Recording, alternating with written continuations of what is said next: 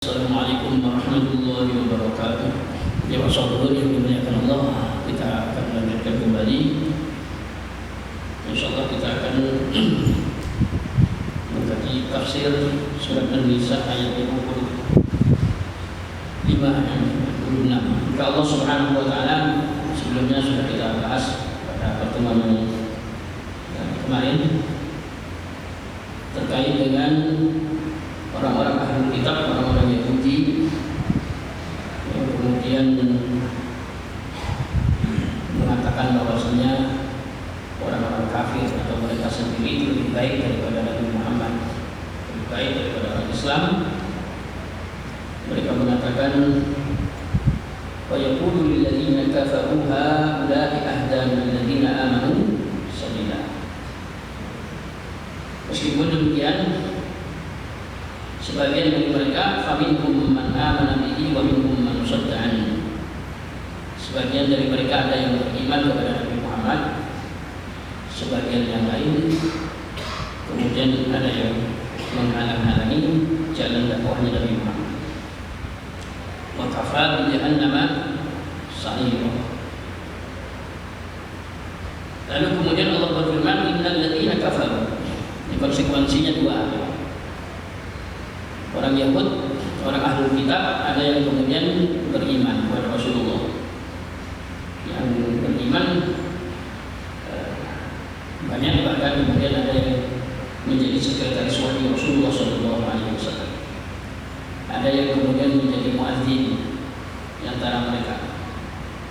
Tapi kemudian ada yang kufur. Yang kufur berawal muncul dari hasud am yasbuna nasa ala ma atahum Allah min fadlihi faqad atayna ala Ibrahim al-kitab wal hikmah wa atainahum mulkan 'azima. Ahlul kitab yang juga mendapatkan kitab Taurat, kitab Injil, lalu kemudian bisa kufur kepada Rasulullah, kepada Nabi Muhammad. Padahal kehadiran Nabi Muhammad sudah diinformasikan dalam kitab mereka. Kedatangan Nabi Muhammad sudah diinformasikan melalui Nabi mereka. Lalu kenapa kemudian mereka kufur? Ya datangnya dari hasud, dari iri. Makanya Allah menyebut am yasbuna nas ala ma atahum min fadli. Apakah mereka kemudian iri, hasud atas apa yang Allah karuniakan kepada manusia dari anugerah Allah? Kenapa sih kau harus hasud pada Nabi Muhammad? Kau sendiri Nabi Muhammad itu siapa? Nabi Muhammad itu keturunannya Nabi Ismail, berarti termasuk Ali Ibrahim. Padahal Allah sudah bilang faqad ataina ala Ibrahim al-kitab wal hikmah wa atainahum mulkan 'azima. Kata Allah, maka sungguh kami telah mengaruniakan kepada keluarganya Ibrahim Alkitab. Dari Ali Ibrahim ini bermunculan orang-orang yang menjadi nabi yang mendapatkan Alkitab. Bahkan dari Ali Ibrahim ini juga bermunculan orang-orang yang mendapatkan hikmah. Wa atainahum mulkan 'azima. Dari Ali Ibrahim juga bermunculan orang-orang yang memiliki kerajaan-kerajaan, kepemimpinan yang agung. Yang termasuk Nabi kita Muhammad sallallahu alaihi wasallam. Dari jalurnya Nabi Ibrahim dan Nabi Ishak. Nabi Ishak kemudian punya dua putra, ada ada Yakub, yang satu Is, Ain sama Shod, yang satunya Israil, Hamzah sama Sin, dua anak kembar. Lalu kemudian dari jalurnya Nabi Israil ada Nabi Yakub, Nabi Ishak punya anak namanya punya anak namanya Israil. Yang dari Israil atau Yakub ini satu orang yang sama dengan sebutan yang berbeda. Dari Yakub kemudian memiliki 12 putra, di antaranya adalah Nabi Yusuf. Sampai ke bawah nanti sampai sampai ke bawah nanti Daud dan seterusnya. Lalu sampai ke bawah kemudian sampai Nabi Musa, Nabi Isa, semuanya dari satu jalur. Lalu kemudian dari jalurnya Nabi Ismail nanti turun ke bawah hingga Nabi kita Muhammad sallallahu alaihi bahkan dari santrinya Nabi Ibrahim sendiri bisa terlahir seorang nabi seperti Nabi Syuaib. Dari keponakan itu juga ada seorang nabi namanya Nabi Lut. Nabi Ibrahim itu adalah komunitas yang luar biasa. Semuanya jadi orang-orang pilihan. Inna Allah astafa Adam wa Nuh wa ala Ibrahim. Kalau Nabi Adam Allah bilang Inna Allah astafa Adam, hanya Nabi Adam. Ketika berbicara Nabi Nuh Allah bilang Inna Allah astafa Adam wa Nuh. Tapi kalau berbicara Nabi Ibrahim Allah tidak bilang Inna Allah astafa Adam wa Nuh wa Ibrahim, tapi bilangnya wa ala Ibrahim. Ya, ala Ibrahim menjadi sebuah keluarga, sebuah komunitas. Begitu juga Nabi Muhammad ini, Allahumma sholli ala Muhammad wa ali Muhammad. Karena komunitasnya Nabi Muhammad ini menjadi orang istimewa. Jadi keluarganya Nabi Muhammad semuanya menjadi orang istimewa. Ahlul baitnya Nabi Muhammad menjadi orang istimewa. Zuriyahnya Nabi Muhammad menjadi orang-orang istimewa. Itu sudah standar. Kata Allah, kenapa mereka kemudian harus iri terhadap Muhammad? Bukankah pada keluarganya Nabi Ibrahim ini, kata Allah, memang kami jadikan di antara mereka ada yang mendapatkan kitab, ada yang memperoleh hikmah, kemudian ada yang memiliki kerajaan. Memang orang-orang pilihan. Sementara Nabi Muhammad silsilah nasabnya juga ke Nabi Ibrahim, keturunan Nabi Ibrahim. Harusnya nggak perlu diikuti sama Muhammad, itu juga dari jalurnya apa? Ibrahim. Memang orang-orang pilihan. Tapi meskipun demikian Allah mengatakan faminhum man amana bihi, ya, tapi enggak semua dari Bani Israil, dari ahli kitab ini tidak semuanya kemudian kufur. Ada memang yang iman dan ada yang kemudian menghalangi Nabi Muhammad ada. Konsekuensinya apa? Innal ladzina kafaru bi ayatina sawfa nuslihim nar. Biasanya inna itu kaitannya dengan tauhid. Tauhid, kalau Allah sudah mengatakan tauhid mesti ada perkara sebelumnya. Maka Allah mengatakan innal ladzina kafaru bi ayatina sawfa nuslihim nar. Sesungguhnya orang-orang yang kufur dengan ayat-ayat kami sawfa nuslihim nar, kami akan memasukkan orang-orang yang kufur ini pada api. Kullama nadijat, lalu Allah di situ sampaikan gambaran orang yang masuk ke dalam api neraka ini. Kullama nadijat juluduhum, ketika kemudian matang juluduhum, kulit-kulitnya orang-orang kafir yang ada dalam api neraka, badalna, maka kami mengganti hum pada mereka juludan, pada kulit-kulit waywaha, yang selainnya kulit yang pertama. Tujuannya apa? Allah ganti terus kulitnya, dia tunggu supaya merasakan siapa mereka al-adzabah, pada perihnya siksa. Jadi orang yang dimasukkan dalam api neraka ini, dia cepat sekali perubahan-perubahan kulitnya, dimasukkan dalam api, lalu kemudian kena bakar panasnya api, kemudian langsung melepuh, matang, gosong. Tapi waktu melepuh, gosong, matang, seketika Allah langsung ganti lagi menjadi kulit yang baru, bukan kulit yang pertama. Terus berubah begitu. Kullama nadijat juluduhum badalnahum juludan ghayraha. Kulit yang kedua bukan kulit yang pertama. Ya, karena Allah memang begitu ya. Seperti kita ini kan sekarang punya kulit. Lalu kemudian barangkali kulit kita ini kemudian berubah, kalau berganti lagi kulit yang baru. Tapi waktu di dunia ini kan berproses. Lama biasanya, nggak langsung sembuh. Kemarin kena sakit kulit, lalu kemudian kita obati dalam sepekan bahkan sebulan, alhamdulillah sembuh lagi, muncul kulit baru. Begitu juga nanti ketika kita ini sudah punya kulit seperti ini dan kemudian kita mati, dikubur, dibangkitkan lagi, Allah Subhanahu wa taala membuat bonusau dia banana. Nanti ketika kami bangkitkan lagi, jangankan cuma kulit semua, sampai kulit yang ada di ujung jari itu Allah akan membalikkan lagi seperti sedia kala. Ketika seseorang dimasukkan dalam api neraka, itu cepat sekali. Kita tahu api neraka panasnya kayak apa. Otomatis matangnya kulit pun juga cepat cepat hilang, cepat gosong, cepat hancur. Tapi Tapi seketika Allah ganti lagi. Mau hancur Allah ganti lagi, hancur Allah ganti lagi. Maka kullama nadijat juluduhum badalnahum juludan ghayraha. Kenapa kok Allah terus bikin ganti kulit itu? Liyadzuqu al-'adzab. Biar mereka bisa merasakan pedihnya siksa. Karena memang sangat perih kulit itu. Kulit ini kalau kegesek saja ke benda keras dikit aja, wah perih sekali. Seketika kita akan menggunakan sesuatu untuk menutupi kulit kita. Kenapa? Karena memang cepat sekali sensornya apa? Kulit. Nah, Allah Subhanahu wa taala membuat kulit yang penuh dengan sensor ini, yang disebut dengan sensorik, itu Allah ganti lagi, Allah ganti lagi, Allah ganti lagi. Merasa panas, hilang sensor kulit ini yang bisa mendeteksi panasnya api neraka, Allah langsung ganti lagi. Biar apa? Dia tuh pun ada. Biar kulit itu terus merasakan apa? Panasnya apa? Siksa. Masya Allah. Sampai seperti itu. Makanya Allah kalau sudah mengatakan fal yauma u'adzibuhu 'adzaban la yu'adzibuhu ahadun minal 'alamin. Hari ini akan aku siksa mereka dengan siksa yang tidak pernah seorang pun di muka bumi ini melakukan hal yang serupa. Allah kalau mengadab begitu ya. Kalau ada orang kemudian dikuliti, diambil kulitnya, dilepas, habis kulitnya dia disiksa. Mungkin sakit tapi tidak akan bisa lagi kulit itu merasakan siksa karena kulitnya sudah dilepas.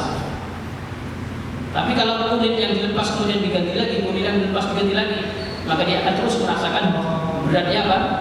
Siksa. Lalu kemudian innallaha kana azizan hakimah. Kenapa Allah sebegitunya? Sesungguhnya Allah mau menunjukkan dirinya itu siapa? Dirinya zat yang maha menang, yang maha bijaksana. Aziz, waktu di dunia Allah ciptakan, lalu kemudian Allah fasilitasi dan dari Allah kirimkan kitab yang otentik sebagai bukti nyata bahwasannya dia adalah seorang manusia yang dituntut untuk mengabdi pada Tuhannya, tapi tidak mau, malah memusuhi nabinya, malah memusuhi utusan Allah, malah kemudian mencegah utusan Allah ini untuk berdakwah, bahkan mengkufuri ayat-ayat Allah. Pantas saja kalau kemudian ujung-ujungnya Allah hajar sedemikian rupa. Ya, nggak usah membayang ini manusia saja yang tidak pernah ikut memiliki. Kita tidak pernah merawat anak kecil dari orang-orang yang ada di rumah kita mungkin. Nggak pernah merawatnya dari kecil nggak sampai besar. Lalu kemudian kita jadikan dia sebagai istri bisa jadi, atau kemudian kita jadikan dia sebagai pembantu. Baru saja melakukan beberapa kesalahan sudah marahnya luar biasa. Baru satu kesalahan sudah marahnya luar biasa. Bahkan sudah mau memberikan sanksi. Padahal kapan kamu berjumpa dengan istrimu? Kapan kamu berjumpa dengan pembantumu? Semenjak kapan kamu kemudian memberi dia makan? Semenjak kapan kamu memberi dia gaji? Wah, itu sudah marahnya luar biasa kalau melakukan kesalahan. Sementara Allah kemudian memproses itu semuanya hanya untuk mengabdi, mau nurut pada Allah. Allah tunggu sampai mati, sampai kemudian rohnya itu kemudian belum nyampe di kerongkongan, Allah tunggu masih mau terima Allah. Enggak bulan. Kalau sampai mati dan keadaan kufur, habis Allah hajar. Kemudian dengan siksa yang tidak pernah seorang pun melakukan hal yang serupa. Berarti Allah maha bijaksana kan? Bijaksana, sangat bijaksana. Kalau kita mungkin tidak bijaksana. Di antara kita mungkin nggak bakalan bijaksana. Punya pembantu 1 bulan kita gaji, rumah tangga nggak mau nyuci, nggak mau menyapu di rumah kita sama sekali 1 bulan. Padahal kita sudah belikan tiket pulang untuk berangkat, lalu kemudian makannya sudah kita siapkan, tempat tidurnya sudah kita siapkan, terus kita sudah keluarkan gaji 1 bulan. Ternyata sama sekali nggak kerja. Kira-kira kita usir kan? Langsung diusir baru 1 bulan. Bagaimana kalau seumur hidup? Wah, tidak ada ceritanya. Makanya ini namanya Ar-Rahman di situ. Walladzina amanu, cuma orang Yahudi, orang ahli kitab, Allah juga informasikan walladzina amanu wa amilus sholihat. Adapun orang-orang yang beriman, wa amilus sholihat dan mau melakukan beraneka ragam amal soleh, sholihat dijamak. Amal soleh ini banyaknya. Sholat amal soleh, kemudian puasa amal soleh. Belum lagi berbicara vertikal horizontal. Sehingga dalam sholat dengan selalu baca at-tahiyyat, pakai jamak semua. At-tahiyyatul mubarakatus sholawatut thayyibatulillah. At-tahiyyat itu segala bentuk kata-kata yang mengandung penghormatan. Apa saja itu banyak. Kalau kita mengagungkan, memuliakan orang lain, itu namanya tahiyyat. Al-mubarakat, segala hal sesuatu yang di dalamnya ada keberkahan. Seperti apa? Majlis kita. Dan Allah, orang-orang kafir itu besok diarahkan, digiring menuju neraka bergerombol-gerombol. Kemudian ketika mereka sudah sampai di pintu neraka, apa yang terjadi?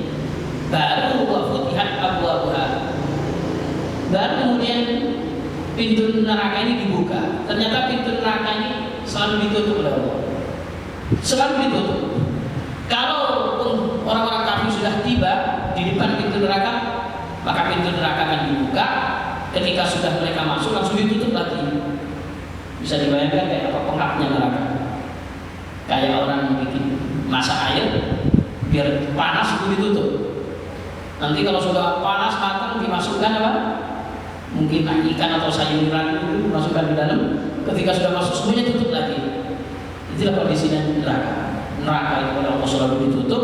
Ketika orang yang akan masuk neraka itu sudah masuk, dibuka langsung tutup lagi. Berbeda dengan orang ahli surga. Kalau orang surga apa? Wasiqal ladzina amanu ilal jannati zumara hatta idza ja'uha futihat abwabuha wa qala lahum khazanatuha salamun alaikum tibtum fadkhuluha khalidin. Orang-orang iman diarahkan menuju surga bergerombol-gerombol bareng-bareng. Ketika mereka tiba di surga, ternyata pintu surga itu kondisinya terbuka. Kenapa kok pintu surga kondisinya terbuka? Karena kita tahu hawanya itu nyaman. Aromanya saja itu bisa terdeteksi dalam perjalanan 1 bulan atau 1 bulan perjalanan, ada 1000 tahun perjalanan itu bisa aromanya itu sudah tercium. Kenapa? Kuatnya hawanya surga. Allah. Kalian pernah masuk ke mall-mall atau yang pernah umroh ke Masjid Nabawi? Itu berkuat panas, tapi mendekati pintu jarak beberapa meter sudah terasa. Kemudian aromanya yang di dalam, wanginya, belum AC-nya itu sudah sejuknya sudah terasa dari jauh. Surga itu begitu. Mereka mau tiba ke pintunya itu kondisinya kan terbuka, pantas saja. Kemudian bisa merasakan surga seperti itu. Wa nudkhiluhum dhillan dhalila. Tempatnya sangat teduh, sangat nyaman. Itulah surga Allah Subhanahu wa taala. Sampai di sini insyaallah besok berikutnya kita bahas tentang amanah ya. Bagaimana seseorang kemudian harus memberi amanah pada orang yang tepat. Lalu kemudian apa? Harus menjaga amanah itu sendiri. Ada yang ditanya? Cukup? Ya, hasil ya maklum Quran itu kalau kajian itu Quran itu isinya yaitu 7 ya. Quran itu isinya kalau ada kisah cerita, isinya ada berita gembira. Kalau ada berita gembira, isinya apa? Peringatan.